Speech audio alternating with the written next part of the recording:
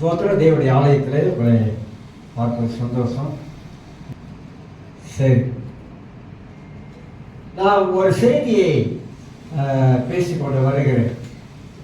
சங்கீதம் 30வது சங்கீதம் 6வது வசனத்தை நமக்கு எல்லாருக்கும் இந்த வருஷத்துடைய வாக்கு தத்துவ வசனங்களை வைத்து தான் சில காரியங்கள் மத்தியிலே நான் சொல்லிக்கொண்டு வருகிறேன். 30வது சங்கீதம் 6வது வசனத்தை உங்களுக்கு வாசிக்கிறேன். நான் ஒரு காலமும் அசைக்கப்படுவதில்லை என்று என் வாழ்விலே சொன்னேன் என்று தாவீது சொல்லுகிறார். நான் ஒரு காலமும் அசைக்கப்படுவதில்லை என்று என் வாழ்விலே சொன்னேன் என்று சொல்லி வாசிக்கிறோம். நம்முடைய கிறிஸ்தவ வாழ்க்கையிலே அசைக்கப்படாமல் இருக்க வேண்டும் என்றால் நாம் என்ன செய்ய வேண்டும் என்று சொல்லி சில காரியங்களை நான் பேசிக்கொண்டு வருகிறேன். அதுல நெகேமியாவுடைய வாழ்க்கையிலே காணப்படுகிற தலைமைத்துவ லீடர்ஷிப், அவன் வாழ்க்கையில காணப்படுகிற லீடர்ஷிப், அவன் எப்படிப்பட்டவனாக இருக்கிறான் என்பது, அவனுக்குள்ளாக தரிசனங்கள் எப்படி செயல்பட்டது, அந்த தரிசனத்துக்கு எதிராக அவன் வாழ்க்கையில வந்த பல காரியத்தை அவன் எப்படி எதிர்கொண்டான், எப்படி அசைக்கப்படாதவனாக அவன் அழகத்தை கட்டுகிறவனாக இருந்தான் என்பதை குறித்து இந்த தரிசனத்தை பற்றி நான் உங்க மத்தியிலே பேசி கொண்டு வந்தேன். அந்த தரிசனத்தை பேசும்போது 3 காரியங்கள் நான் உங்க மத்தியிலே சொன்னேன். தரிசனம் என்ன செய்யும் அப்படின்னு பேசணும். தரிசனம் உங்களுக்குள்ளாக எனக்குள்ளாக ஒரு தரிசனம் இருக்கக்கூடும் என்றால் அந்த தரிசனம் நம்முடைய வாழ்க்கையிலே என்ன செய்யும் என்பதை குறித்து நாம் அறிந்து கொள்ள வேண்டும். தரிசனம் உள்ளவர்கள், நான் சொன்னேன், தரிசனம் உள்ளவர்கள் நம்முடைய வாழ்க்கையில முன்னோக்கி போய்கொண்டே இருக்கும். உங்களுக்கு எனக்கு தரிசனம் இருக்கக்கூடும் என்றால், தரிசனம் என்பது ஊழியத்துக்கு அடுத்த தரிசனம், வாழ்க்கைக்கு அடுத்த தரிசனம், படிப்புக்கு அடுத்த தரிசனம். இதெல்லாம் இல்லாவிட்டால் ஏன் அநேகர் நீங்க பார்த்தீங்கன்னா நம்முடைய இந்தியர்கள் தமிழ் சமுதாயத்துல ஏன் பின்தாங்கி இருக்காங்க? என்ன காரணம் தெரியுங்களா? ஏன் பின்தாங்கி இருக்காங்க? எதனால பின்தாங்கி இருக்காங்க? வாழ்க்கையில ஒரு தரிசனம் இல்லை, வேற ஒன்றும் இல்லை. வாழ்க்கையில தரிசனம் இருந்தால் இப்படிதான் வாழ்வை, எதிர்காலம் இப்படி இருக்கும், என் எதிர்காலத்துல இப்படி அமைச்சு கொள்வேன், எதிர்காலத்துல நல்லா வாழ்வேன் நானு அப்படின்ற அந்த எதிர்காலத்தை உடைய தரிசனத்தை அவங்க வாழ்க்கையில இல்லாதனால தான் அநேக தமிழர்கள் தங்க வாழ்க்கையில முன்னேறி போக முடியல, முன்னுக்கு வர முடியல. அதுதான் இப்ப நம்முடைய பணம் எல்லாம் நாம் பேசுகிற பேங்க்ல போடுறோம். ஏன் பேங்க்ல போடுறோம் பணத்தை எடுத்து அப்படின்னாக்கா, அது நமக்கு சேமிப்பு அப்படின்னு நினைக்கிறோம், அதான் அதை எடுத்துறோம். ஆனா அதே ஒரு தரிசனம் உள்ளவங்களா இருந்தா இந்த பணத்தை பேங்க்ல போட்டா எவ்வளவு வட்டி கிடைக்கும், அதே பணத்தை இபிஎஃப்ல இருந்துச்சுன்னா எவ்வளவு வட்டி கிடைக்கும், அதே பணம் ஒரு இன்வெஸ்ட்மெண்ட் பண்ணாக்கா எவ்வளவு பணம் கிடைக்கும். இதுதான் விஷயம். நீங்க பணத்திலே வச்சிருந்தீங்களா, லட்சக்கணக்கான வெளியே நீ பேங்க்ல வச்சிருந்தீங்கன்னாக்கா ஒரு 3 காசு வட்டி கொடுப்பான், அவ்வளவுதான். அதே நீங்க இபிஎஃப்ல போட்டு வச்சிருந்தீங்கன்னா அந்த 6 காசு வட்டி கொடுக்கணும். அதே நீங்க இன்வெஸ்ட் பண்ணீங்கன்னா, நல்ல ஒரு இதா பார்த்து பணத்தை இன்வெஸ்ட் பண்ணீங்கன்னா அந்த வட்டி, அந்த பணம் இன்னும் கூட போகுது. ஆனா நம்ம அந்த குறுகிய மனப்பான்மை, இப்படி போகணும், இப்படி செய்யணும், இப்படி புள்ளுக்கு போகணும் அப்படின்றதுல ஐடியாவே கிடையாது, அந்த யோசனையே இல்லை, யோசிக்கிறதே கிடையாது. வாழ்க்கையில ஒரு அச்சீவ்மெண்ட் இருக்கணும், வாழ்க்கையில நம்ம முன்னேறி போவதற்கு சில காரியங்களை நாம தான் செய்யணும். அப்ப நாம் செய்வதற்கு நமக்கு இந்த தரிசனம் நமக்குள்ளாக இருப்பது அவசியம் என்பதை நாம் அறிந்து கொள்ள வேண்டும். நான் எல்லாரும் இப்படி இருக்கக்கூடிய ஒரு ஆட்கள் அல்ல, நான் இப்படியே இருக்கக்கூடாது. வாழ்க்கையில ஒரு படி எடுத்து முன்னுக்கு போய் கொண்டே இருக்கணும், பின்தங்கி இருக்கக்கூடாது. எவ்வளவு வேலை வாய்ப்பு இருக்குது, எவ்வளோ படிக்கிற பிள்ளைகளுக்கு எவ்வளோ ஸ்காலர்ஷிப் கொடுக்குறாங்க, நர்ஸுக்கு படிக்கலாம், பல காரியத்துக்கு படிக்கலாம், வாழ்க்கையில படித்து முன்னேறி போய்கொண்டே இருக்கலாம். இப்படியெல்லாம் வாழ்க்கையில நாம தான் நம்ம தரிசனத்தை விரிவுபடுத்தி கொள்ள வேண்டும். இல்லாவிட்டா நாம இப்படிதான் இருக்கும்.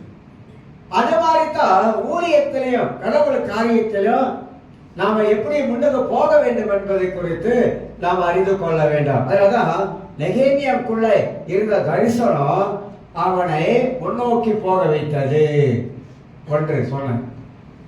2வது நான் சொன்னேன், தரிசனம் உள்ளவர்கள் தேவையில்லாத காரியத்தெல்லாம் தலையிட மாட்டாங்க, ஈடுபட மாட்டாங்க. ஏன்னா அவங்களுக்குள்ளாக ஒரு விஷன் இருக்குது. அந்த விஷனை நோக்கி தான் போய்கொண்டே இருப்பாங்க தவிர வேற எந்த காரியத்துல போய் அவங்க கை வைக்க மாட்டாங்க, தலையிட மாட்டாங்க அப்படின்னு சொன்ன. மூன்றாவது நான் சொல்லும் பொழுது, தரிசனம் உள்ளவர்கள் குறிக்கோள், ஒரு குறிக்கோளோட தன் வாழ்க்கையை நடத்துவாங்க. அதுதான் என் குறிக்கோள், இதுதான் என் வாழ்க்கையில குறிக்கோள் அப்படின்ற குறிக்கோளோட வாழ்க்கையை வாழ்றவங்க தான் தரிசனம் உள்ளவங்க. குறிக்கோள் இல்லாதவங்க, தரிசனம் இல்லாதவங்க, அவங்க காலத்துக்கு இப்படிதான் இருப்பாங்க என்பதையும் நாம் அறிந்து கொள்ள வேண்டும். அதனால தான் நம்ம வாழ்க்கையில முன்னுக்கு போக முடியல. தடைகள் எல்லாம் வந்தாலும் உடைச்சிட்டு அந்த குறிக்கோளோட முன்னுக்கு நம்மளால போக முடியாத சூழ்நிலையிலே நாம் எல்லாரும் அப்படி காணப்படுகிறோம். இன்னொரு பகுதியிலிருந்து இந்த தரிசனத்தை உங்க மத்தியிலே 20 காரியம் இருக்குது நான் பேசுவதற்கு. ஒன்று உங்க மத்தியிலே சுருக்கமா சில காரியங்களை நான் பேசிக்கொண்டு வருகிறேன். இதை நீங்க பிடித்து கொண்டீங்கன்னா நீங்க உட்கார்ந்த இடத்துல அப்படி இருக்க மாட்டீங்க. உங்க வாழ்க்கையில உங்க மூளை கொஞ்சம் வேலை செய்யும். உங்க வாழ்க்கையில அடுத்தது நம்ம என்ன செய்யலாம்னு சொல்லி யோசிக்க ஆரம்பிப்பீங்க. அடுத்தது இன்னொரு படி இப்படி தாண்டி போலான்னு சிந்திக்க ஆரம்பிப்பீங்க. இதை பிடித்து கொண்டா நீங்க யாத்திராகமம் எக்ஸோடஸ் யாத்திராகமம் 37ஆம் அதிகாரத்தை எடுத்துக்கொள்ளுங்க. இந்த பகுதியிலிருந்து நான் அந்த தரிசனத்தை எப்படி நாம் முன்னோக்கி போகலாம் என்பதை குறித்து உங்க மத்தியிலே சொல்ல பிரயாசப்படுகிறேன். நெகேமியாவுக்குள்ளே இருந்த தரிசனத்தை தான் நான் பேசிக்கொண்டு வருகிறேன். அதுல பல பகுதிகளாக உங்க மத்தியிலே எடுத்து பிரித்து உங்கள் மத்தியிலே நான் காட்டிக்கொண்டு வருகிறேன். 37ஆம் அதிகாரத்திலே யாத்திராகமம் எக்ஸோடஸ் 37ஆம் அதிகாரத்திலே வாசிக்கிற 18ஆம் வசனம், குத்து விளக்கின் ஒரு பக்கத்தில் 3 கிளைகளும் அதன் மறுபக்கத்தில் 3 கிளைகளுமாக அதன் பக்கங்களில் 6 கிளைகள் செய்யப்பட்டது. ஒவ்வொரு கிளையிலே வாதுமை கொட்டைக்கு ஒப்பான 3 மொக்குகளும் ஒரு பழமும் ஒரு பூவும் இருந்தது. குத்து விளக்கில் செய்யப்பட்ட 6 கிளைகளும் அப்படியே இருந்தது. நீங்க தரிசனத்துக்கு இதுக்கு என்ன சம்பந்தம் இருக்குன்னு நீங்க யோசிக்கலாம். சொல்றேன். 20ஆம் வசனம், விளக்கு தட்டில் வாதுமை கொட்டைக்கு ஒப்பான 4 மொக்குகளும் பழங்களும் பூக்களும் இருந்தது என்று வாசிக்கிறோம். 21, அதில் செய்யப்பட்ட 2 கிளைகளின் கீழ் ஒரு பழமும் வேறு 2 கிளைகளின் கீழ் ஒரு பழமும் மற்ற 2 கிளைகளின் கீழ் ஒரு பழமும் இருந்தது. விளக்கு தண்டில் செய்யப்பட்ட 6 கிளைகள் அப்படியே இருந்தது என்று வாசிக்கிறோம். இங்கே நான் ஹைலைட் பண்ணி சொல்ல வைக்கிற வாதுமை, வாதுமை கிளை, வாதுமை பழம், வாதுமை கொட்டைன்னு சொல்றல, வாதுமை மரம், அதை குறித்து தான் உங்க மத்தியிலே சொல்லவிருக்கிறேன். வாதுமை என்ற வார்த்தையை வைத்து பேசவிருக்கிறேன். மூல வார்த்தையிலே 5 விதமான காரியங்கள் இந்த வாதுமை மரத்துக்கு, இந்த பழத்துக்கு, அதோட கொட்டைக்கு. வாதுமை சொன்னீங்க கடையில வாங்கி சாப்பிடலாம், நீங்க தெரியும். பாதாம் பருப்பு சொல்ற மாதிரி பாதாம் பருப்பு தான் வாதுமை. பாதாம் பருப்பு எவ்வளவு உடம்புக்கு நல்லதுன்னு சொல்லி உங்களுக்கு தெரியும். நிறைய காரியம் அதில் சொல்லி இருப்பாங்க. இந்த பாதாம் பருப்புல இந்த வாதுமை கொட்டையில் அது வாதுமை மரம் என்று சொல்லும் பொழுது இதை எதை காட்டக்கூடும் என்றால் வாதுமை மரம், வாதுமை பூ. இதை அர்த்தப்படுத்தி நாம் பார்க்கும் பொழுது இதுல 3-4 காரியங்களை குறித்து வேதம் நமக்கு மூல வார்த்தையிலிருந்து எடுத்து காட்டுகிறது. ஒரு தரிசனம் உள்ளவர்கள் என்ன செய்வாங்க அப்படின்னு கேட்டீங்கன்னா, ஒரு தரிசனம் உள்ளவர்களுக்குள்ளாக அவங்க எழும்பி பிரகாசிக்க ஆரம்பிப்பாங்க. ஒரு வாதுமை மரம் எதுக்கெல்லாம் அந்த குத்து விளக்குக்கு எவ்வளவு முக்கியமாக காணப்படுகிறதோ, அந்த மரத்துடைய காரியத்திலிருந்து எவ்வளவு காரியங்கள் வெளிப்படுகிறதோ, அது போல உங்களுக்கு எனக்கும் ஒரு தரிசனம் இருக்கக்கூடும் என்றால் முதலாவதாக நாம் எழும்பி பிரகாசிக்க ஆரம்பிப்போம். ஏன் கிறிஸ்தவர்கள் எழும்பி பிரகாசிக்க முடியல? என்ன காரணத்தினால கிறிஸ்தவர்கள் எழும்பி பிரகாசிக்க முடியாம இருப்பதற்கு என்ன காரணங்கள்? ஏசாயா புஸ்தகத்திலே நாம் திருப்பிக் கொள்வோம். சில வசனங்களை உங்களுக்கு நான் காட்டி விட்டு போகிறேன். நான் 55ஆம் அதிகாரம் நினைக்கிறேன். ஏசாயா 55 60 எழும்பு 52ஆம் அதிகாரம், ஏசாயா 52ஆம் அதிகாரத்தில் வாசிக்கிறேன். எலும்பு எலும்பு சீயோனே, உன் வல்லமையை தரித்துக்கொள். பரிசுத்த நகரமாகிய எருசலேமே, உன் அலங்கார வஸ்திரங்களை உடுத்திக்கொள். விருச சேதனம் இல்லாதவனோ அசுத்தனோ இனி உன்னிடத்தில் வருவதில்லை. 2ஆம் வசனம், தூசியை உதறிவிட்டு எழுந்திரு, எருசலேமை மீட்டிரு. சிறைப்பட்டு போன சீயோன் குமாரத்தையே, உன் கழுத்தில் உள்ள கட்டுகளை அவிழ்த்து போடு என்று வாசிக்கிறோம். 3ஆம் வசனத்தை வாசிக்கும் போது, விலையின்றி விற்கப்பட்டீர்கள், பணமின்றி மீட்கப்பட்டீர்கள் என்று கர்த்தர் சொல்லுகிறார் என்று இஸ்ரவேல் மக்களை பார்த்து ஆண்டவர் பேசுகிறார். எலும்பு சீயோனே எலும்பு அப்படின்றார். கிறிஸ்தவ வாழ்க்கையிலே எந்தெந்த காரியத்தில் நாம் எழும்ப வேண்டும்? தரிசனம் உள்ளவர்கள் எழும்புவார்கள். தரிசனம் உள்ளவர்கள் ஒரு தேங்கி போன ஒரு தண்ணி போல இருக்க மாட்டாங்க. தேங்கி போன ஒரு குட்டையில என்ன இருக்கு நினைக்கிறீங்க? பாசம் தான் பிடிச்சிருக்கும். தேங்கி போன ஒரு குட்டையை தண்ணி சுத்தம் இருக்காது. ஆனா ஒரு ஓடுகிற தண்ணியை நீங்க பாத்தீங்கன்னா அந்த தண்ணி ரொம்ப கிளீனா இருக்கும், சுத்தமா இருக்க, எல்லாத்தையும் அடிச்சுட்டு போயிடும். அப்ப ஆண்டவர் அவளை பார்த்து என்ன சொல்ல விரும்புகிறார் கேட்டீங்கன்னாக்கா, தரிசனம் நமக்குள்ளாக இருக்கக்கூடும் என்றால் நாம் எழும்பி பிரகாசிக்க வேண்டும். யாருக்காக எழும்ப வேண்டும்? கர்த்தருக்காக எழும்ப வேண்டும். ஆண்டவருக்காக ஒரு பிரகாசம் உள்ள ஒரு வாழ்க்கை வாழ வேண்டும் என்று தேவன் விரும்புகிறார். ஏங்க நாம் எல்லாருமா ரசிக்கப்பட்டோம், நாம் எல்லாருமாக தேவ ஆவியை பெற்று இருக்கிறோம், நாம் எல்லாருமாக தேவனுடைய ஆலயத்துக்கு வருகிறோம், தேவனுடைய வார்த்தைகளை கேட்கிறோம், ஆராதனை பங்கு பெற ஆரம்பிக்கிறோம். ஆனா வாழ்க்கையில் இருக்கிற தரிசனம் என்ன? நம்முடைய வாழ்க்கையில் இருக்கிற தரிசனம் என்ன? உங்க வாழ்க்கையில என் வாழ்க்கையில் இருக்க தரிசனம் என்ன? தரிசனம் இருக்கிறதால தான் நம்ம வாழ்க்கையில ஓடிக்கொண்டு இருக்கிறோம். தரிசனம் இல்லாதவங்க அவங்க எதையும் சிந்திக்க மாட்டாங்க, எதையும் யோசிக்க மாட்டாங்க. கண்டதை யோசிப்பாங்க, தேவையில்லாத யோசிப்பாங்க, தேவையில்லாத தலையிட ஆரம்பிப்பாங்க. ஆனா தரிசனம் உள்ளவர்களுடைய வாழ்க்கையில ஒரே ஒரு குறிக்கோள் இருக்கும்: கர்த்தருக்காக ஊழியம் செய்யணும், கர்த்தருக்காக ஓடணும், கர்த்தருக்காக தேவ ராஜ்யத்தை கட்டணும், கர்த்தருக்காக நம்ம எழும்பணும், கர்த்தருக்காக நம்ம ஊழியம் செய்ய வேண்டும், கர்த்தருக்காக நாம பிரகாசிக்க வேண்டும் என்ற அந்த ஒரு தரிசனத்தோட உள்ள ஓட ஆரம்பிப்பாங்க. அப்படி தரிசனம் உள்ளவங்க ஓடும் பொழுது நம்மளை அசைக்க முடியாத அளவுக்கு ஆவியானவர் நம்மளை அற்புதமாக நடத்த ஆரம்பிக்கும். நமக்குள்ளாக இந்த தரிசனம் வேரூன்றி நிற்கணும். எந்த போராட்டங்களோ, எந்த பிரச்சனைகளோ, எந்த விதமான காரியத்தையும் இந்த தரிசனத்தை அழிக்காதபடிக்கு, நம்மளை அசைக்க முடியாதபடிக்கு இந்த தரிசனத்திலே நம்ம வேரூன்றி நிற்க பழக வேண்டும். அநேக கிறிஸ்தவர்கள் நேற்று இருந்தவங்க இன்னைக்கு இல்லை, இன்னைக்கு இருந்தவங்க நாளைக்கு இல்லை, அப்படியாச்சு இன்னைக்கு. அதான் கிறிஸ்தவ ஓட்டான ஒன்று இருக்குது.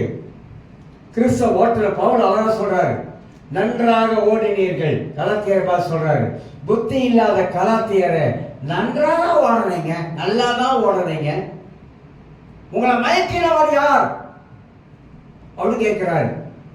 நல்லா தான் ஆரம்பிச்சீங்க, ஆவியில நல்லா தான் ஆரம்பிச்சீங்க, நல்லா தான் ஜெபம் பண்ணீங்க, ஆனா உங்களை மயக்கினவன் யார்? உங்களை திசை திருப்பினவன் யார்? கலாத்தியரை படிங்க. யார் நம்ம திசை திருப்பினா? பவுல் கேட்கிறாரு. ஏன் கேட்கிறாருனாக்கா, கலாத்தியர் மக்கள் ரட்சிக்கப்பட்டாங்க, நல்லா இருந்தாங்க, ஆவில நல்லா வளர்ந்தாங்க. ஏதோ ஒரு கேட்கக்கூடாத சத்தியத்தை கேட்டேன்னா வாழ்க்கையில ஓட்டத்துல சொலக்க வந்துருச்சு. நான் அதுதான் அடிக்கடி சொல்றேன், பைபிள் உபதேசம் முக்கியம். அது யாரா இருந்தாலும் சரிதான், எவ்வளவு பெரிய ஆளா இருந்தாலும் சரிதான். அவங்க தப்பா பேசினா தப்புதான், பைபிளை விட்டு வழிவிலகி பேசினா தப்புதான். ஒரே அவங்க ஊழியத்தில் அற்புதம் நடக்கலாம், பெரிய பெரிய காரியம் நடக்கலாம், பெரிய பெரிய காரியங்கள் கிரியை நடக்கலாம். ஆனா சத்தியம் சரியா இல்லாவிட்டா எல்லாமே வீண் சொல்ல வரேன். அது யாரா இருந்தாலும் சரிதான். ஏன்னா வசனத்துலதான் வாழ்க்கை இருக்குன்னு சொல்ல வரேன். வசனத்தை தான் ஆண்டவர் நியாயம் இருக்க போகிறார். என்னுடைய வசனமே கடைசி நாளில் நியாயம் இருக்கும். மத்த 7ஆம் அதிகாரத்துல 21ல அழகா சொல்றார், தீர்க்க தரிசனம் உரைத்தீர்கள், நல்லதுதான். அற்புத அடையாளம் செஞ்சீங்க, எல்லாம் நல்லதுதான். எல்லாம் என் நாமத்தை பயன்படுத்துறீங்க, எல்லாம் நல்லதுதான். மற்றவங்களுக்காக நான் இறங்கி அற்புத அடையாளங்கள் எல்லாம் நான் செஞ்சேன், ஏன் நாம மகிமைக்காக செஞ்சேன். ஆனா கடைசியா ஒரு ஆள் சொல்ற, அக்கிரம செய்கைக்காரனே என்னை விட்டு அகன்று போ அப்படின்னு மேல போனதான் தெரியும். அதுதான் கிறிஸ்தவ வாழ்க்கை ரொம்ப பேர் புகழ் இல்ல. கிறிஸ்தவ வாழ்க்கை பேர் புகழ் அல்ல, பதவி இல்ல, பட்டம் அல்ல. நான் இந்த பட்டம் எடுத்திருக்கிறேன், நான் இந்த பதவி எடுத்திருக்கிறேன், நான் இவ்வளவு படிச்சிருக்கிறேன், அதல்ல. படிப்பு அவசியம் தான், நான் இல்லைன்னு சொல்ல மாட்டேன், அதெல்லாம் தேவை. அதை வச்சுக்கிட்டு ஒரே பதவி காட்டக்கூடாது. நான் எனக்கு எவ்வளவு தெரியும் தெரியுமா, எனக்கு வேதம் எவ்வளவு தெரியும் தெரியுமா, அதே அவத்துல வெளிப்படுத்துவதற்கு கரைச்சி குடிச்சிருக்க தெரியுமா. ஒரு ஊழியர் பப்ளிக சொல்றாரு, லைஃப்ல ஓடிட்டு இருக்கு. அவர் சொல்றாரு, நான் பழைய ஏற்பாட்டை கரைச்சி குடிச்சிட்டேன் அப்படின்னாரு. லைஃப் ஓடுது, மனுஷால தான் லைஃப் ஓடுது. பழைய ஏற்பாட்டை கரைச்சி குடிச்சிட்டான். பழைய ஏற்பாட்டை யாரும் கரைச்சி குடிக்க முடியாது. பழைய ஏற்பாடு படிக்கலாம், அதை கரைச்சி எப்படி குடிக்கிறது? பழைய ஏற்பாட்டை ரகசியத்தை கற்றுக்கொள்ளலாம். ஆனா நம்முடைய வாழ்க்கையில இந்த கிறிஸ்தவர்களுக்கு அது பெருமை வந்துச்சுனால முடிச்சு கதை. பெருமை உள்ளவரை ஆண்டவர் ஏற்று நிற்க விரும்ப மாட்டார். பெருமை உள்ளவரை கர்த்தர் ஒதுக்கி தள்ளிடுவார். ஏன்னா முதல் சபை உடைஞ்சதே பெருமை தான். பெருமையில தான் மனுஷன் கீழே விழணும். நம்ம கத்துக்கிறோங்க, நாம் எவ்வளவு கத்துக்கிறோம். வேத சத்தியத்தை அறிய அறிய நம்ம கிறிஸ்தவுக்கு ஒப்பாக அவரை போல மாற முடியாதான். ஆனா மாறிக்கிட்டு வரோம். இயேசு போல மாற முடியாது உலகத்துல ஒரு மனுஷனும். ஆனா அவரை போல கொஞ்சம் கொஞ்சமா நம்ம வாழ்க்கைய மாத்திக்கிட்டே வரும். வேண்டாதவங்களை வெட்டி கழிக்கணும், இது தேவையில்ல, என் வாழ்க்கையில் இது தேவையில்ல, வெட்டி கழிக்கணும். பகை தேவையில்ல, வெறுப்பு தேவையில்ல, கசப்பு தேவையில்ல, பெருமை தேவையில்லை. இதெல்லாம் வெட்டி வெட்டி கழிக்க கழிக்கதான் நம்மளோட வாழ்க்கையில எலும்பி பிரகாசிக்க முடியும். இல்லாவிட்டா எழுதவும் முடியாது, பிரகாசிக்கவும் முடியாது. பிரகாசம் எல்லாம் போயிட்டு முகத்துல ஈராவது முக்கியம். அப்ப வசனம் நமக்கு என்ன போதிக்கிறது? கர்த்தருடைய வார்த்தை நமக்கு என்ன கற்றுக் கொடுக்கிறது? இன்னைக்கு ரொம்ப கிறிஸ்தவங்க வார்த்தையில நிக்கிறது இல்ல. ரொம்ப கிறிஸ்தவங்க வார்த்தையை தன் வாழ்க்கையில ஏற்றுக்கொண்டு வாழ்வது இல்லை. ரொம்ப கிறிஸ்தவங்க பைபிளை ஒத்து கவனிக்கிறது இல்ல. அதனால்தான் இப்படி எழுப்ப முடியாமல், ஆவியில அனலம் இல்லாமல், ஆவியில குளிரும் இல்லாமல் அப்படியே உட்கார்ந்து இருக்கோம். வெளிப்படுத்தல 7 சபைகளுக்கு ஆண்டவர் சொல்லும் போது 7 சபைகளை எச்சரித்துக் கொண்டே வராரு. அதுல ஒரு சபை சொல்லுவாரு, அனலும் இல்ல குளிரும் இல்லாம இருக்கிற வாந்தி பண்ணி போடும் அப்படின்னு. எதை வச்சு பேசுறாருன்னா, ஏரோப்போலியா என்ற ஒரு தேசம் இருக்கு. அந்த ஏரோப்போலியா தேசத்துல இருந்து பைப்புல தான் தண்ணி வரும். அங்க வர தண்ணி சுட சுட வரும் தண்ணி. அது இங்க சேர்றதுக்குள்ள அந்த சுட சுட வந்த தண்ணி கொஞ்சம் வெது வெதுப்பா மாறிடும். ஆண்டவர் சொல்றாரு, தண்ணியை வைத்து வாழ்க்கையை பேசுறாரு, தண்ணியை வைத்து பிரச்சனை பேசுறாரு. பைபிள்ல தண்ணிக்கு பல அர்த்தம் இருக்கு. ஒரு அர்த்தத்தை பத்தி பைபிள் சொல்லல. அப்ப ஆண்டவரே அப்படி சொல்றாருன்னா, நீ வாழ்க்கையில நம்முடைய வாழ்க்கையில ஆவியில நாம் அனலா இல்லாவிட்டால் விடுவது பாயிரமும். வாழ்க்கையில பரிசுத்தாவை பெற்ற நாம அந்த அபிஷேகத்துல நாம் அனலா இல்லாவிட்டால் வாழ்க்கையில வெதுவதுக்கு வந்துடும். வாழ்க்கையில வெதுவதுக்கு வந்துருச்சுனாக்கா ஆண்டவர் சொல்றாரு, நீ குளிரும் இல்ல அனலும் இல்லாம வாழ்க்கையை நீ நடத்தக்கூடாது அப்படின்றாரு. அவர் சபைகளுக்கு எச்சரிக்கும் போது பல காரியங்களை ஆண்டவர் சொல்லிக்கொண்டே வர்றாரு. அதான் சொல்றாரு, எலும்பு எலும்பு சீயோனே எலும்பு அப்படின்றார். அப்ப நம்ம எழுப்பணும். வாழ்க்கையில எழும்ப வேண்டிய காரியங்கள் நிறைய இருக்குது. ஒரு தரிசனம் உள்ளவங்க எழுப்பிக்கொண்டே இருப்பாங்க. ஒரு தரிசனம் உள்ளவங்க வருகிற தடைகளை உடைச்சு கொண்டே இருப்பாங்க.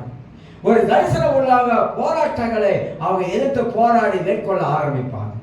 அதுதான் அந்த தரிசனத்தில் இருக்கிற ஒரு மகிமையான ஒரு காரியம் என்பதை நாம் அறிந்து கொள்ள வேண்டும். ஆக இந்த வாதுமை மரம், வாதுமை பூ, வாதுமை அந்த பருப்பு சொல்ற அது, இது எது அடையாளம் என்றால் 5 காரியத்துக்கு அடையாளத்தை காட்டுகிறது. அந்த அடையாளத்தின் அடிப்படையில் இந்த தரிசனம் நமக்குள்ளாக செயல்பட வேண்டும் என்று சொல்லுகிறது. அப்ப ஒன்றாவது எழும்ப வேண்டும், தரிசனம் உள்ளவங்க எழுப்பிக் கொண்டே இருப்பாங்க. இரண்டாவதாக தரிசனம் உள்ளவங்க விழிப்புடன் இருப்பாங்க, ரொம்ப விழிப்பா இருப்பாங்க. ஆவியிலே விழிப்பு, கண்களிலே விழிப்பு. இந்த மாச கண் அல்ல, ஆவிக்குரிய கண். நமக்கு எல்லாருக்கும் ஆவிக்குரிய கண்கள் இருக்கணும். மாச கண் மாசத்துல பார்ப்பது, ஆவியின் கண் ஆவியிலே பார்ப்பது. கண் திறக்கப்பட்டவன் விளம்புகிறதாவது அப்படின்னு வாசிக்கிறோம் ராஜாக்கள் புஸ்தகத்துல. எலிசாவின் காலத்துல கண் திறக்கப்பட்டவன் என்ன பார்க்கிறான்? கண் திறக்கப்பட்டவன் தேவ காரியங்களை பார்க்கிறான். கண் திறக்கப்பட்டவன் அவனுக்குள்ள இருக்கிற தூர நோக்க தரிசனத்தை பார்க்கிறான். கண் திறக்கப்பட்டவன் ஆவிகளை பகுத்தறிய ஆரம்பிக்கிறான். கண் திறக்கப்பட்டவன் அவர் யார் என்பதை அவன் அறிந்து கொள்கிறான். நான் சொல்ற வார்த்தையா ரொம்ப முக்கியம். நமக்கு கண் திறக்கப்பட்டு இருக்கிறதா? ஆவிக்குரிய கண்கள் திறக்கப்பட்டு இருக்கிறதா? ஆவிக்கண் திறக்கப்பட்டா நம்ம ஆவிக்குரிய ரீதியிலே அதிகமாக சிந்திக்கிற ஆளாகிடும். ஒரு மனுஷன் ஜெபிக்கிறான், நல்லது. ஆனா தியானம் பண்ணுகிறானா? மெடிடேட் பண்றோமா? ஜெபித்தலாம் நம்முடைய வாழ்க்கையில தியானிக்கிறோமா? தேவனை குறித்து தியானிக்கிறோமா? வேத வசனத்தை கொண்டு தியானிக்க ஆரம்பிக்கிறோமா? ஜெபத்தை விட தியானம் மேன்மையாக விளங்குகிறது. நாம் தியானம் பண்ணும்போது ஆவியானவர் நம்மோடு கூட இடைப்பட ஆரம்பிக்கிறார். நாம் தியானிக்கும் போது நமக்குள்ள இருக்கிற தரிசனம் விரிவடைகிறது. நாம் தியானிக்கும் போது ஆவியானவர் நம்மோடு கூட அந்த தரிசனத்தோடு கூட இணைய ஆரம்பிக்கிறார். அப்போஸ்தலர் அடிப்படை புத்தகத்துல வாசித்து பாருங்க. ஆதி அப்போஸ்தலர் ஊழியத்தில் எப்படி செயல்பட்டாங்க, அவங்களுக்குள்ள இருந்த அந்த தரிசனம் அவங்களை எப்படி ஆவியானவர் நடத்தி கொண்டு போனார். இதெல்லாம் நம்ம அறிந்து கொள்வது நம்முடைய தனிப்பட்ட கிறிஸ்தவன் தனிப்பட்ட விதத்திலே அவன் ஆவிக்குரிய விழிப்புடன் வாழ ஆரம்பிக்கிறான். வெளுத்ததெல்லாம் பால் கிடையாது. கிறிஸ்தவ உலகத்துல வெளுத்ததெல்லாம் பால் கிடையாது. ஆனா இந்த ஆவிக்குரிய விழிப்பு நமக்கு இருந்தாக்கா ஒரு ஆவிக்குரிய மனிதனாகவே நம்ம சிந்திக்க ஆரம்பிக்கும். இது தரிசனத்தினுடைய பகுதியிலே காணப்படுகிற காரியம். தரிசனம் அப்படி இருந்தா அப்படிதான் போகும். மூன்றாவது ஒரு காரியம், இந்த தரிசனம் உள்ள இருக்கிறவங்க விட்டா முயற்சி இருக்கும். விட்டா முயற்சியில் என்ன தெரியுங்களா? ஈவா பண்ண மாட்டாங்க. இல்ல கர்த்தர் செய்வாரு, இல்ல கர்த்தர் நடத்துவாரு, நான் முன்னுக்கு போவோம். அந்த விடாமுயற்சி அவங்களை தள்ளி கொண்டே இருக்கும். விடாமுயற்சி இருக்கா? வாழ்க்கையில முன்னேறத்துக்கு விடாமுயற்சி இருக்கிறா? படிக்கிறதுல விடாமுயற்சி இருக்கா? விடாமுயற்சியா படிக்கிறோமா? ஒரு டிக்டாக் ஒரு கதை, ஒரு சம்பவம் நடந்த சம்பவம் நீங்க பார்க்க மாட்டீங்க, நான் பார்க்கறேன். நல்லதை பார்க்கறேன், நல்லதை எடுத்துக்கிறேன். ஒரு விவசாயி வீட்டுல பிறந்த ஒரு பையன், விவசாய வீட்டுல அப்பாவும் அம்மாவும் விவசாய தொழில் செய்யறாங்க. பையன் டாக்டருக்கு படிக்கிறான். தாய் தகப்பன கஷ்டப்பட்டு படிக்க வைக்கிறாங்க. அவன் சொல்றான், நான் படிக்க போகும்போது புக் எடுத்துட்டு போயிடுவேன், அப்புறம் வேலை செய்வேன், வேலை செய்வேன், விவசாய வேலை செய்ய எங்க அப்பா கூட வேலை செய்வேன். எங்க அப்பா ஒரு பக்கம் வேலைக்கு போவாங்க, எங்க அம்மா போவாங்க, நான் ஒரு பக்கம் வேலை செய்வேன். படிக்க போகும்போது புக் எடுத்துட்டு போயிடுவேன். அப்படி படிச்சேன். அவங்க அம்மா கண்ணில் அப்படி தண்ணி வருது. அவ்வளவு கஷ்டப்பட்டு படிச்சேன். இன்னைக்கு நான் ஒரு டாக்டரா இருக்கிறேன் அப்படின்றான். எவ்வளவு பெருமை தெரியுமா? அந்த அரங்கத்துல சொல்றான், இன்னைக்கு நான் ஒரு டாக்டரா இருக்கிறேன். காரணம், என் படிப்புல கவனம் செலுத்த விவசாயம் தான். எங்க அம்மா கஷ்டப்பட்டாங்க தான், சாப்பாட்டு கஷ்டம் தான். அவ்வளவு கஷ்டமான சூழ்நிலையிலும் எனக்கு ஒரு தரிசனம் இருந்தது.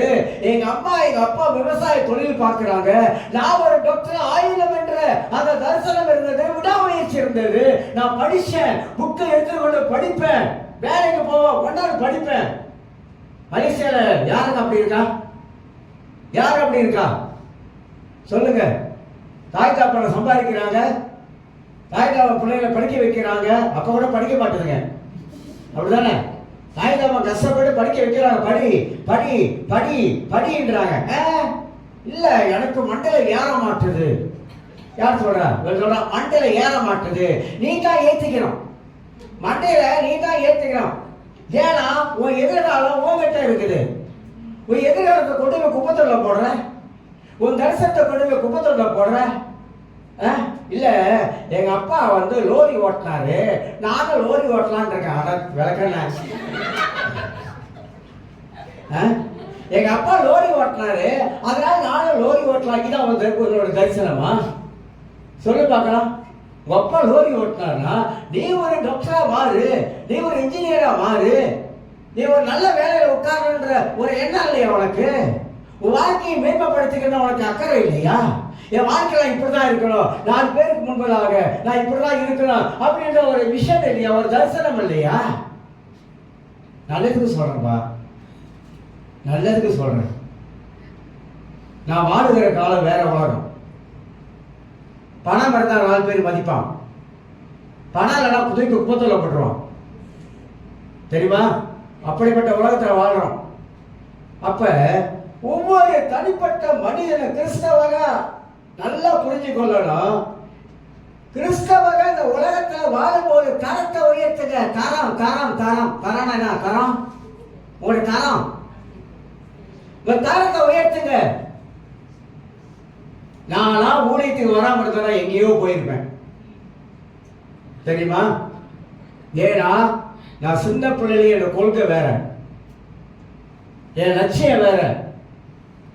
அந்த மாதிரி நான் வாழ்ந்தாலும் ஊழியத்துக்கு மட்டும் வரலன்னா எங்கேயோ போயிருப்பேன். ஆனா ஊழியத்துக்கு வந்தேன். ஊழியத்துக்கு வந்தாலும் எனக்குள்ள அந்த தேவ தரிசனம் என்னை ஒரு நாள் பின்வாங்கி போக வைக்கலங்க. போராட்டம் வந்ததுதான், சோதனை வந்ததுதான், பிரச்சனை வந்ததுதான், பல காரியம் வந்தது. ஆனா எனக்குள்ள இருக்கிற தரிசனம் என்னை முன்னோக்கி போக வைத்தது. பவுல் சொல்றார், அந்த பரம தரிசனத்துக்கு நான் கீழ்ப்படியாதவனா இல்ல. பரம தரிசனத்துக்கு வாழ்க்கையில நல்லா இருங்க. நானா விரும்புவேன். சபையில இருக்கீங்களா? ஒரு நாள் லாயருக்கு படிக்கிறாங்க, ரொம்ப சந்தோஷம். யார் கேட்டாலும் சொல்லுறேன், எங்க சேர்ச்சில் ஒரு லாயர் இருக்காங்க, கேஸ் வேணா கொண்டாந்து கொடுங்க, நானே பேசி விடுறேன். கேஸ் எல்லாம் நானே பேசி விடுறேன். என்ன கேஸ் வேணும் பேசி விடுறேன். ஒரு பெருமை தானேங்க. ஒரு டாக்டர் இருக்காங்க சேர்ச்சில், பெருமைங்க. ஒரு பாசர் ஜேபியில் இருக்காரு, சொல்றாரு, என் சேர்ச்சில் 2 டாக்டர் இருக்காங்க பாஸ், எவ்வளவு பெருமை தெரியுமா அது? அந்த மாதிரி இருக்கணும், சொல்லணும். என் சேர்ச்சில் இன்ஜினியர் இருக்காருங்க அப்படின்னு சொல்லணும். என் சேர்ச்சில் பிசினஸ் பண்றவங்க இருக்காங்க அப்படின்னா ஒரு பெருமை தானே. ஏன் சபைக்குள்ளாக வரும்பொழுது கர்த்தர் என்னை ஆசீர்வதிக்கிறார் சொல்றதுக்கு என்ன இருக்குது நம்ம கிட்ட அப்படின்னா, தேவன் எனக்கு படிப்பை கொடுத்திருக்கிறாரு, தேவன் எனக்கு உயர்வான வேலையை தந்திருக்கிறார். ஒருத்தங்க பாருங்க, ஆண்களை விட ஆண்களும் இருக்காங்க, இல்லைன்னு சொல்ல, அது வேற, நீங்க வேற. ஆண்களும் இருக்காங்க, ஆனா அவங்களை விட பெண்கள் தான் ரொம்ப அறிவாளியா இருக்காங்க. இப்ப ஆண்கள் இல்லைன்னு சொல்ல வரேன், இல்லைன்னு சொல்ல வரேன், குறைவுன்னு சொல்ல வரேன். குறைவு, ரொம்ப ரொம்ப குறைவு. ஆனா பெண்களை நீங்க பாத்தீங்கன்னா எல்லாம் டிகிரி படிச்சிருக்காங்க. ஏன் ஆண்களால படிக்க முடியல? சோம்பேறி, வேற ஒண்ணும் இல்ல. வாழ்க்கையில அந்த தரிசனம் இல்ல. படிப்புல போட்டி இருக்கணுங்க. படிப்புல என்ன இருக்கணும்? போட்டி இருக்கணும். ஓ, நீ என்ன படிக்கிறியா, நான் அதோட மேல படிப்பேன். படிப்புல போட்டி இருக்கணும், வேற எதையும் போட்டி வரக்கூடாது. நல்லா இருங்க, நல்லா படிச்சு நீங்க நல்லா ஒரு சம்பளத்துல உட்கார்ந்தீங்கன்னாக்கா சபைக்கு ஆசீர்வாதம், வீட்டுக்கு ஆசீர்வாதம், தேசத்துக்கு ஆசீர்வாதம். எவ்வளவு காரியம் உலகத்துல நம்ம பாக்குறோங்க. எப்படிப்பட்ட உள்ளவங்கெல்லாம் எப்படி கஷ்டப்பட்டு தாய் தாப்பா உழைக்கிறாங்க, பையனுங்க அதுக்கு தகுந்த பிள்ளைங்க எஃபோர்ட் போட்டு படிக்க ஆரம்பிக்கிறாங்க. இந்தியா மாதிரி படிப்புல அடிக்க முடியாதுங்க. நான் சொல்றேன், மனிஷா காலம். சிங்கப்பூர் பாருங்க, நல்லா படிக்கிறவனுக்கு சிங்கப்பூர்ல தனி ஸ்கூல் வச்சிருக்கான், தெரியுமா உங்களுக்கு? படிப்புல சிங்கப்பூர் அடிக்க முடியாது, இந்தியாவை அடிக்க முடியாது. இங்க படிக்கிற பிள்ளைங்க ஸ்டாண்டர்ட் 7 1ஆம் கிளாஸ் போறவங்க 7 வயசுல போய் படிக்கிறவங்க அங்க படிப்பு வந்து 6 வயசுல படிச்சு கொடுத்தாங்க. மலேசியா படிப்புல இவ்வளவு புத்தகம் இருக்கு தெரியுமா உங்களுக்கு? அதுக்கு தகுந்த மாதிரி நம்ம டெவலப் பண்ணிக்கணும். நர்ஸ் கோர்ஸ் கிடைக்குது, நிறைய வருது, ஃப்ரீ கோர்ஸ் வருது. அது வந்து எனக்கு மீனாட்டில். அப்புறம் வேற என்னென்னமோ நிறைய ஃப்ரீ கோர்ஸ் நிறைய வருதுங்க. அதுல எனக்கு நாட்டம் இல்லை. வேற எதுல தான் உனக்கு நாட்டம்? எதுல நாட்டம் இருக்கு உனக்கு கேட்கிறேன். இது நாட்டம் இல்லை, அது நாட்டம் இல்லை. இந்த ஆட தெரியாதவனுக்கு மேல கோடா அப்படிமா தெரியுமா உங்களுக்கு? அவனுக்கு ஆட தெரியாதான். அவன் என்ன சொல்றான் தெரியுங்களா? மேல கோண அப்படின்னா. அந்த மாதிரி வாழ்க்கையில வந்து முன்னுக்கு போக முடியாத ஆளுங்க வந்து ஏதாவது ஒண்ணு சொல்லிக்கிட்டு தான் இருப்பாங்க. ஆனா வாழ்க்கையை அவங்களே ஒரு தரிசனத்துக்குள்ள போலனாக்கா முன்னேற முடியாது. என்னதான் சொல்லி பாருங்க, வாழ்க்கையில முன்னேறவே முடியாது. அது ஒரு ஜோடி கிடைச்சா போச்சு. இன்னும் படிக்கிறதெல்லாம் கோட்டை விட்டுருவாங்க. பார்த்துருக்கீங்களா? ஒருத்தன் காதலில் இறங்கிட்டானா, நான் அதெல்லாம் தப்புன்னு சொல்ல மாட்டேன், இல்லை சொல்றேன். அவன் எப்படி பின்வாங்கி போறான்னு சொல்றேன். அதுல இறங்கிட்டானாக்கா அவன் நல்லா படிச்சுட்டு இருப்பான். திடீர்னு பார்த்தா அடுத்த வருஷத்துல மார்க்கெல்லாம் குறைவா இருக்கும். ஏன்டா நல்லா படிச்சவன் அப்படி குறைவாயிட்டான் அப்படின்னாக்கா, விடிய போடு, விடிக்கு போடு, விடிய தலைமாட்டிலே போன் வச்சுக்கிட்டு விடிய பேசுறது. அப்புறம் எங்க படிப்பு வரும்? படிப்பு வராது, வரவே வராது. நீ எங்க விழுந்துட்ட? ஏதோ ஒரு காதல் மலையில விழுந்துட்ட. இப்ப அதுவும் என்ன பண்ணுறதுனாக்கா, உன் தரிசனத்தை அப்படியே கீழே இறக்குது. தரிசனத்தை கீழே இறக்குது. அந்த தரிசனத்தை விட்டு அவனை பின்னால போக சொல்லுது. ஏன்னா அதுல நீ வந்து முக்கியமாக நீ விழுந்தது. நான் அதனால எனக்கு அருமையாகவே வாழ்க்கையில அந்த விடாமுயற்சி இல்லை. என்னால முடியும், இது என்னால செய்ய முடியும், நான் முன்னுக்கு போவேன், நிச்சயமா படிப்பேன், என் வாழ்க்கையில முன்னுக்கு போவேன், இந்த வேலை செய்வேன், இதுல முன்னுக்கு போவேன் அப்படின்ற அந்த விடாமுயற்சி நமக்கு தேவை. தரிசனம் உள்ளவங்க விடாமுயற்சியா இருக்கு. ஒரு அலைய சொல்லுங்க, அலையிலையா? மூன்றாவதாக விடாமுயற்சி. நாலாவது சொல்லுகிறேன், இந்த தரிசனம் இருக்கிறவங்க உள்ளத்துக்குள்ள எப்படி இருப்பாங்க கேட்டீங்கன்னாக்கா, ரொம்ப உறுதியா இருப்பாங்க, அசைக்க முடியாது அவங்கள. ஏன்னா அவங்களுக்குள்ள தரிசனம் வேறு ஊன்றிச்சு. அதனால யாரு என்ன சொன்னாலும் அப்படியே உறுதியா நிற்பாங்க. ஏன்னா அவங்களுக்கு தெரியும், எனக்குள்ள ஒரு தரிசனம் இருக்கு, அதை நோக்கி போய்கொண்டு இருக்கிறேன். அதை தடுப்பதற்கு பல வழிகளில, பல காரியத்துல நம்ம குறுக்கிட காரியம் வந்தாலும் அதை எல்லாத்தையும் அவங்க வந்து ஒரு நாள் சண்டை மாட்டாங்க, உறுதியா இருப்பாங்க. உறுதியா இருக்கும். வாழ்க்கையில உறுதியா இருக்க பழகணும். எந்த காரியத்துல உறுதியா நிக்கணுமோ அதுல உறுதியா நிக்கணும். கடவுள் காரியமா உறுதியா நில்லுங்க, தேவனுடைய ஊழியமா உறுதியா நில்லுங்க. என்ன வந்தாலும் சரி, கடவுள் காரியத்துல உறுதியா நிற்பேன் அப்படின்னு சொல்ல வரணும். நாலாவது, உறுதியா தரிசனம் நம்மளை உறுதியா இருக்க சொல்லும். அஞ்சாவது காரியமாக தரிசனம் என்ன செய்யலாக்கா, தரிசனம் வந்து பாடுபடுகிற நேரத்துல, கஷ்ட நேரத்துல, துன்ப நேரத்துல, பிரச்சனை நேரத்துல, தொல்லைகள் நேரத்துல இந்த தரிசனம் நம்மளோட வாழ்க்கையில நீங்கி போகவே போகாது.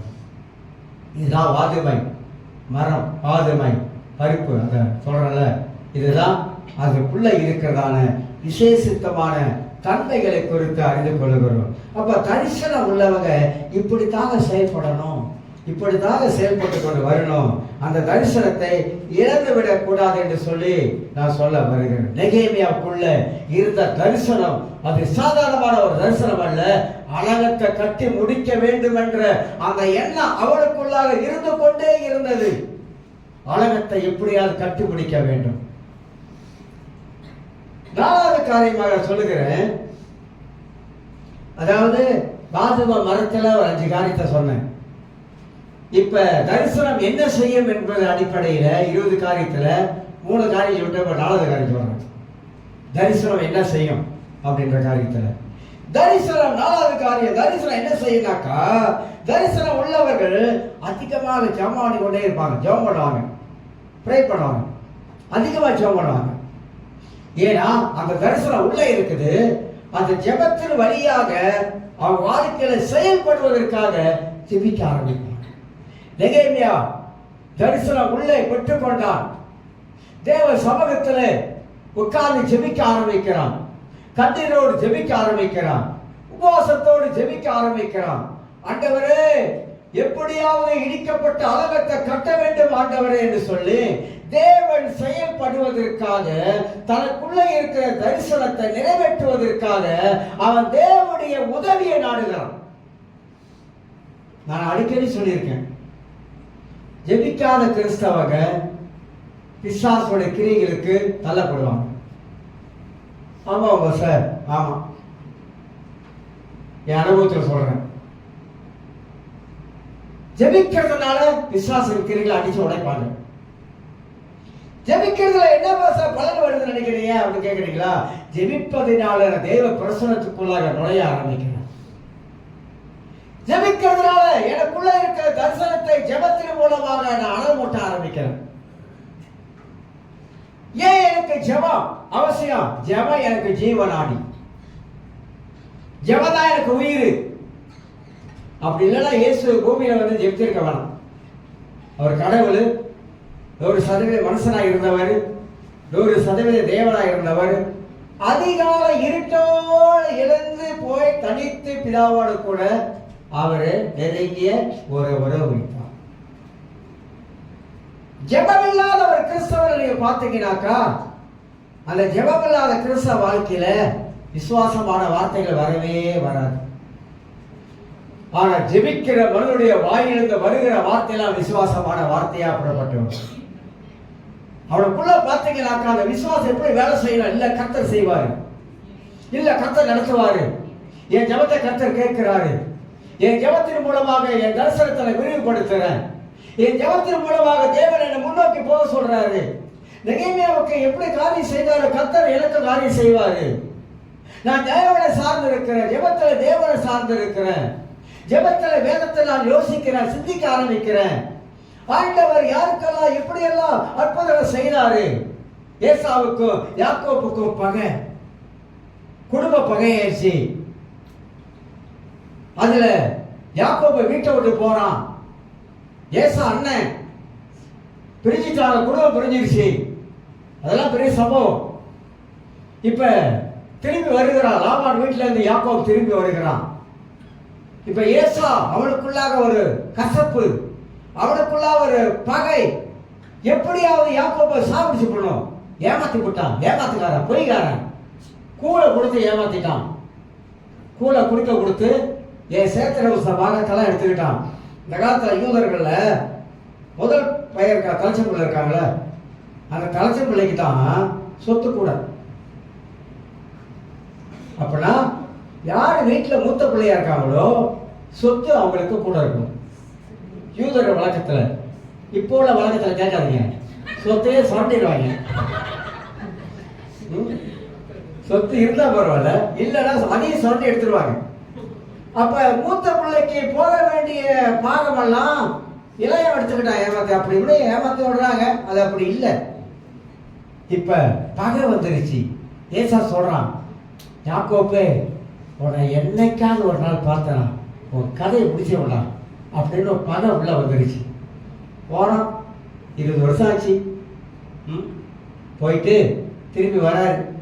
திரும்பி வரும்போது அவனுக்கு ஒரு பயம் வந்துருச்சு. ஐயோ, எங்க அண்ணன் இப்படி சொல்லிட்டானே, பகை வந்துருச்சு அவனுக்குள்ள. இப்ப நிச்சயமா அவன் என்னை கொண்டுடுவான், எனக்கு நல்லா தெரியும், என்னை கொண்டுடுவான். அதனால அவன் என்ன செய்யறான், ஆண்டவர்கிட்ட ஓடுறான். ஓடி விடிய விடிய விடிய போராடுறான், விடிய விடிய போராடுறான். ஆண்டவரே, ஏசா வரா, ஆண்டவரே என்னை வெற்றிடுவான், ஆண்டவரே அவனை சமாதானத்துக்குள்ள கொண்டு வாங்க. விடிய விடிய போராடி ஜெயிச்சிட்டான். ஜெபம் காரியங்களை வாய்க்க செய்யும். ஜெபம் வாழ்க்கையில ஜெயித்த கொடுக்கும். இப்ப ஏசா வருகிறான், யாக்கோபு போகிறான்.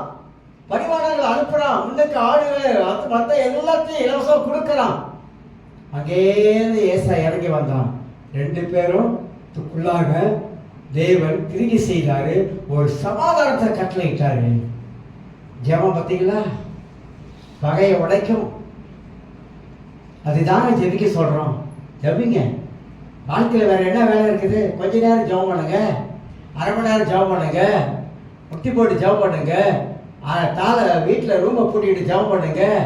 என்ன தேவை அழகா சொல்லுங்க. தேவ சித்தத்தில் ஜெபம் பண்ணுங்க.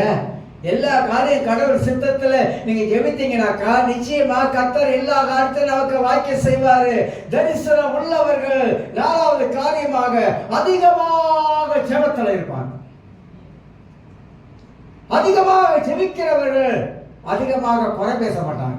அப்புறம் கொஞ்சம் பேசுவாங்க சார், அதெல்லாம் போயிட்டு பிடிப்பாங்களா பாருங்க. அதிகமாக குறை பேச மாட்டாங்க சார், அப்புறம் கொஞ்சம் பேசாம தானே, அதையும் பேசக்கூடாது. நாம் எவ்வளவுக்கு எவ்வளவு ஜெபிக்கிறோமோ, நாம் எவ்வளவுக்கு எவ்வளவு நம்ம குறை பேசுறோமோ, அந்த ஜெபத்தோட வல்லமையெல்லாம் அப்படியே போயிடும். நாம் எவ்வளவுக்கு எவ்வளவு ஜெபிக்க ஆரம்பிக்கிறோமோ அவ்வளவுக்கு அவ்வளவு வாய் வந்து அப்படியே அடையும், கம்முன்னு ஆகும். வாயை திறக்கவே மாட்டோம், பேசாம இருப்போம். கர்த்தர் பார்த்துக்குவாரு, கர்த்தர் பார்த்துக்குவாரு. யாரெல்லாம் கர்த்தர் பார்த்துக்குவாரு கர்த்தர் பார்த்துக்குவாரு சொல்றாங்களோ அவங்க ஜெபிக்கிறாங்கன்னு அர்த்தம். யாரெல்லாம் தேவன் இருக்கிறாரு, அவர் கையில எல்லாத்தையும் ஒப்பு கொடுத்து சொல்றாங்களோ கர்த்தர் அவர் கூட இருக்கிறாங்கன்னு அர்த்தம். யாரெல்லாம் இல்ல 2ல நான் பார்த்துறேன் அப்படின்றாங்களோ கர்த்தர் கூட இல்லைன்னு அர்த்தம். அவ்வளவுதான். 2ல பார்த்துறேன், நீயா நானா அப்படின்னு கேட்டாக்கா அவ்வளவுதான். கடலா கேட்ட இல்ல, அதான் 2ல பார்த்துறேன். வேண்டாம், அதெல்லாம் வேண்டாம். தேவன் சர்வ வல்லவன், தேவன் எல்லாவற்றையும் அறிந்தவர், தேவன் நம்முடைய இருதயங்களை எண்ணங்களை தேவன் அறிந்தவராக இருக்கார். கடைசியா தோத்து போறதுல அவ்வளவுதான் இருக்கும். நம்ம ஜெயிக்க மாட்டோம், தோத்து தான் போவோம். எவ்வளவுக்கு எவ்வளவு நாம் தேவனை சார்ந்து எவ்வளவு ஜெபம் பண்ணி கடவுளத்திலே எல்லாத்தையும் விட்டுறோமோ அவ்வளவு நம்ம வாழ்க்கையில ஜெயம் கொண்ட கிறிஸ்தவனாக வாழ ஆரம்பிக்கும். அப்ப 4வது, இந்த தரிசனம் உள்ளவங்க ஜெபத்தை விடவே மாட்டாங்க. ஒரு நாள் ஜெபம் பண்ணிட்டு அப்பா ஒரு நாள் ஜெபம் பண்ணா இப்போ 360 ஜெபம் பண்ண மாதிரி அவங்களுக்கு அதுக்கு அதுக்கெல்லாம் ஜெபிக்கிறதில்ல. இல்லைங்க, கிறிஸ்தவனுக்கு உயிர் நாடியே ஜெபத்துல தான் இருக்கு. அவன் வாழவே ஜெபம், ஜெபத்துல தான் வாழ்ந்து கொண்டு இருக்கிறான். அப்ப தரிசனம் உள்ளவங்க அந்த தரிசனத்தை அடைவதற்காக ஜெபத்தை ஒரு நாள் நிப்பாட்டவே மாட்டாங்க. 5வது சொல்லி நிப்பாட்டுகிறேன். சுருக்கமா பேசினாதான் நல்லது. ரொம்ப நேரம் பேசினாக்கா மனசெல்லாம் எங்கேயோ போயிருது. சில கொட்டாவையும் கெட்டாவையும் வேற சேர்ந்து வருது. சில பேர் அப்படியே தான் கண்ணு விழிச்சிருக்கு, ஆனா எங்கேயோ போயிட்டாங்க. அப்பெல்லாம் இருக்குது. அதில் நறுக்கு 4 வார்த்தை பேசினாலும் மனசுல பதிகிற மாதிரி இருந்தாலே போதுமானது. 5வது, இந்த தரிசனம் உள்ளவருடைய வாழ்க்கையில 5வது என்ன நடக்குன்னா தேவனுடைய வழிநடத்துதலை பெற்றுக் கொள்வாங்க. அப்போஸ்தலர் நடவடிக்கை படிச்சிட்டீங்களா? 28 அதிகாரம் படிச்சிட்டீங்களா? 1வது அதிகாரம் படிச்சப்பா சார், அதுக்கு 2வது அதிகாரம் படிக்கலான்னு பார்த்தா பைபிளை துறக்க போதெல்லாம் தூக்கமா வருது, அதனால அதை அப்படியே நிப்பாட்டி வச்சுட்டேன் அப்படின்றீங்களா? இல்ல பழைய பாட்டை படிச்சிருக்கீங்களா அப்படின்னு கேட்டா பழைய பாட்டை அது எங்க பாச படிக்கிறது. அதெல்லாம் நம்ம ஒரே வார்த்தை சொல்லுவோம், நோ டைம், நேரமே இல்லை. பைபிளை திறக்க நேரமே இல்லை. பைபிளை திறக்காத நேரம் இல்லாதவங்களுக்குலாம் நம்ம என்ன சொல்ல முடியும்? ஏன்னா அன்பாரை விட வேலை அதிகம், நாட்டையே பாதுகாக்கிறாங்க. அதனால அதெல்லாம் படிக்கிறதுக்கு அவங்களுக்கு நேரம் கிடையாது. அதனால நம்மளோட வாழ்க்கையில தேவ நடத்துதலை பெற்றுக்கொள்ள வேண்டும் என்றால் பைபிளை படிச்சுக்கிட்டே இருக்கணும். ஆவடியில் ஒரு பாஸ்டர் இருக்காரு, வயசானவர், இறந்துட்டாரு. 75 வயசாக இறந்துட்டாரு. பெரிய சர்ச் கட்டிட்டாரு, தோமஸ் ராஜின்னு சொல்லி. அவருடைய மகன் மலேசியாவுக்கு வந்திருக்காரு. 2 பேர் வந்திருக்காங்க. கேப்ரியல் தோமஸ் ராஜ் வந்திருக்கிறாரு, ஜோவேல் தோமஸ் ராஜ் இசை வாசிக்கிறவர் வந்திருக்காங்க. 2 பேரும் பிள்ளைகள் எல்லாத்தையும் ஊழியத்தில் உருவாக்கிட்டாரு. பெரிய சபை தான் வச்சிருந்தாரு. அதுக்கு அடுத்து எத்தனை கோடி வெள்ளிக்கு ஜனங்க மட்டும் 6 கோடி வெள்ளி கொடுத்தாங்க. கொஞ்சம் கொஞ்சமா சேர்த்து சேர்த்து சேர்த்து சேர்த்து பெரிய ஸ்டேஜை கட்டிட்டார். அவர் சொல்றாரு, தோமஸ் ராஜா அவங்க அப்பா சொல்றாரு, என்ன சொல்ல வந்த மறந்துட்டீங்க, நீங்க மறந்துட்டீங்க. அதான்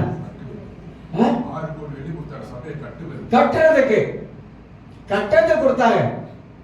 ஆனா அவரு சபையை கட்டிட்டு முடிச்சிட்டாரு. முடிஞ்சு அவரும் தன் வாழ்க்கையில ஜீவனையும் விட்டுட்டாரு. ஏன்னா அவருக்குள்ள இருந்த அந்த ஒரு தரிசனம் அவரை முன்னோக்கி அப்படி போக வச்சு கொண்டே இருந்தது. அவர் சொல்றாரு, இந்த சபையை கட்டுவதற்காக அவர் எடுத்த அந்த ஜெபம், அவர் பெரிய படிச்ச அப்படிலாம் கிடையாது. ஆனா அந்த ஜெபத்துல தான் அந்த ஒரு யூடியூப்ல ஒரு சின்ன ஒரு செய்தி கேட்டேன். என்னை ஆண்டவர் எப்படிங்க நடத்தினாரு, என்னை ஆண்டவர் நேரம் என்கிட்ட பேசல. சொல்றாரு, ஆண்டவர் என்கிட்ட நேரம் பேசல, கர்த்தருடைய உள்ளத்திலும் பேசல. ஆனா நான் பைபிளை படிக்கும் பொழுது, பைபிளை படித்து கொண்டே இருக்கும் பொழுது பரிசுத்த ஆவியானவர் அந்த பைபிள் மூலமாக, அவருடைய வார்த்தை மூலமாக அற்புதமா என்னோட ஆண்டவர் நடத்த ஆரம்பித்தார். வேதத்தின் மூலமாகத்தான் தேவனுடைய ஆவியானவர் வழி நடத்துறாரு. அப்ப அவ்வளவு பெரிய தேவனுடைய ஊழியக்காரர் சொல்றாரு, பைபிளை படிக்கும் பொழுது ஆவியானவர் என்னை அற்புதமா நடத்தி கொண்டு போனாரு.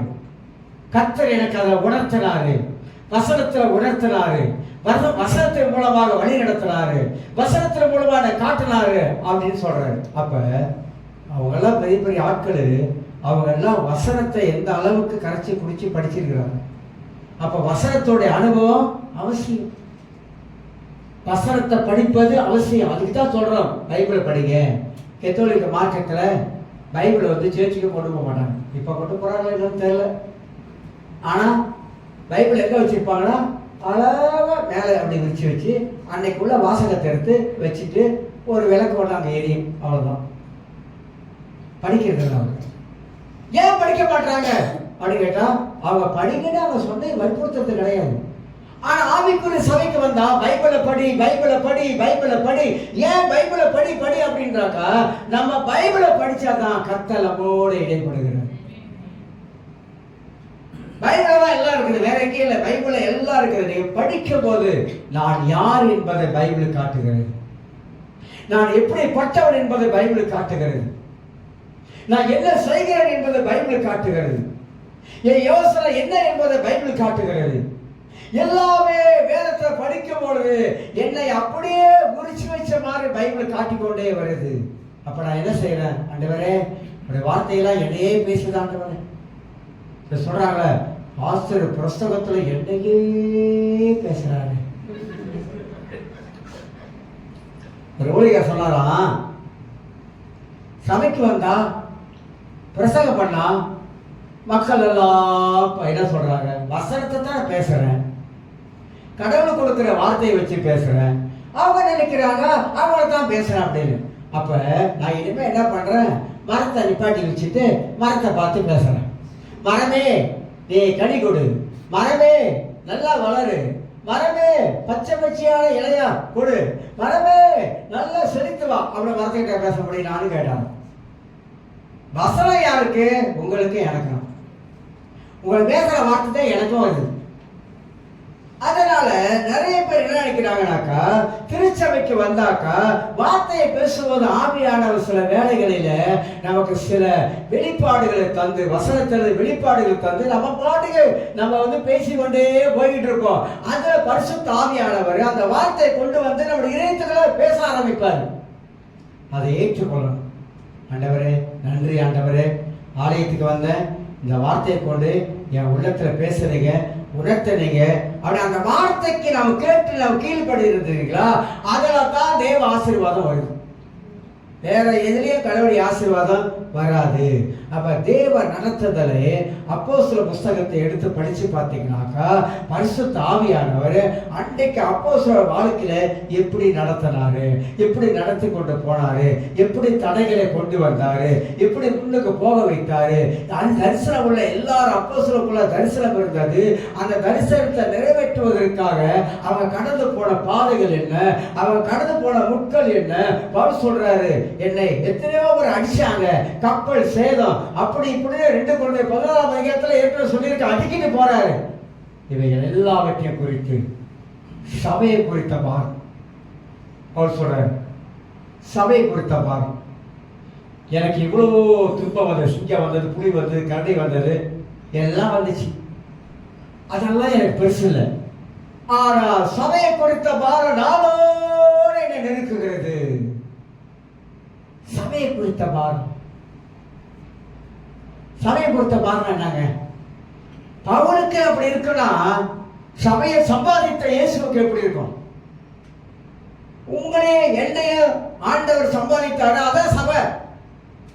இந்த சபை மேல தேவன் எவ்வளவு கரிசனை, எவ்வளவு அக்கறை உள்ளவராக அவர் இன்று செயல்பட்டு கொண்டு இருக்கிறார். அந்த சபைக்காகத்தான் அவமானப்பட்டாரு, அந்த சபையை மீட்பதற்காக தான் அடிக்கப்பட்டாரு, அந்த சபையை மீட்பதற்காக தான் இயேசு கிறிஸ்து கல்வாரி சிலுவையில் ரத்தம் சிந்துறாருங்க. மீண்டுமான சபைக்காகத்தான் வரப்போறாரு. ஏன்னா சபை வரும்பொழுது அவருக்கு ஏற்ற மனவாட்டியாக சபை இருக்க வேண்டும். மணவாளன் வரப்போறாரு, சபை மனவாட்டியாக ஆயத்தப்பட வேண்டும், எல்லா ரீதியில் ஆயத்தப்பட வேண்டும். கடைசி காலங்கள் என்று சொல்லிக்கிட்டு வரோமே, அந்த காலங்கள் நெருங்கி கொண்டு வந்துகிட்டு இருக்கு. இன்னைக்கு இருக்கிற மனுஷன் நாளைக்கு இல்லை, நாளைக்கு இருக்கிற மனுஷன் நாளைக்கு இல்லை. வாழ்க்கை ஒரு பூவை போலாச்சு. இன்னைக்கு பூ பூக்குது, சாயந்தரம் கீழே விழுந்துருது. மேகத்தை பார்க்குறோம், அப்படி இருக்குது, திரும்பிட்டு அப்படி பார்க்குறோம், களைஞ்சி போயிடுச்சு. இதுதான் வாழ்க்கை. வாழ்க்கை அவ்வளோதான். ஆனால் இந்த வாழ்க்கையில் கடவுளுக்குள்ளே இருந்துச்சுன்னா, நமக்குள்ளே இருக்கிற இந்த தரிசனம் இந்த பூமியில் இருக்கிற வரைக்கும் தேவராஜ்யத்துக்காக வேலை செய்யுங்க. வேறு யாருக்கும் வேலை செய்யாதீங்க. உங்கள் உலகத்தில் வேலை செய்கிறது, நமக்கு ஒரு சம்பளம் கிடைக்குது, அதுக்கு வேலை செய்கிறோம், அது ரைட்டு. ஆனால் கடவுளின் ராஜ்யத்துக்காக வேலை செய்கிறோமா, கடவுளுடைய ராஜ்யத்துக்காக உழைக்கிறோமா, அது ரொம்ப ரொம்ப முக்கியம். ஏன்னா தேவ ராஜ்யத்தை நாம் இந்த உலகத்தில் கட்ட முடியாதான் கர்த்தர் உங்களை என்னைய வச்சிருக்கிறார். அதுக்குத்தான் இப்படி உழைக்கிறோம், அதுக்குத்தான் இவ்வளோ பாடுபடுறோம், அதுக்குத்தான் இவ்வளோ பிரயாசப்படுறோம். இதில் ஒரு போட்டி, இதில் ஒரு பொறாமை, அதில் ஒரு எரிச்சல், இதெல்லாம் நம்ம வாழ்க்கையில் இருந்துச்சுன்னா தேவ ராஜ்யத்தை கட்ட முடியாது. அந்த கிங்டம் மென்டாலிட்டி நம்ம வாழ்க்கையில் இல்லைன்னா எல்லாமே போயிடும். தேவனுடைய ராஜ்யத்தினுடைய மனப்பான்மை, தேவ ராஜ்யத்தினுடைய சிந்தை நமக்குள்ள இருக்குன்னா ஆவியானவருடைய நடத்துதல், தேவ ஆவியான வழிநடத்தல் நமக்குள்ளாக அதிகமாக இருக்க இருக்க இந்த தரிசனம் அப்படியே அனல் போல நின்று கொண்டிருக்கும், அனல் போல இருக்கும். அப்ப தரிசனம் என்ன செய்யுது? தள்ளிக்கிட்டே போகுது, இல்லை உட்கார வைக்காது. ஒரு நாளும் தரிசனம் உட்கார வைக்காது. தரிசனம் ஒரு நாள் வங்கி போவாது. தரிசனம் ஒரு நாள் வாழ்க்கை செத்து போகாது.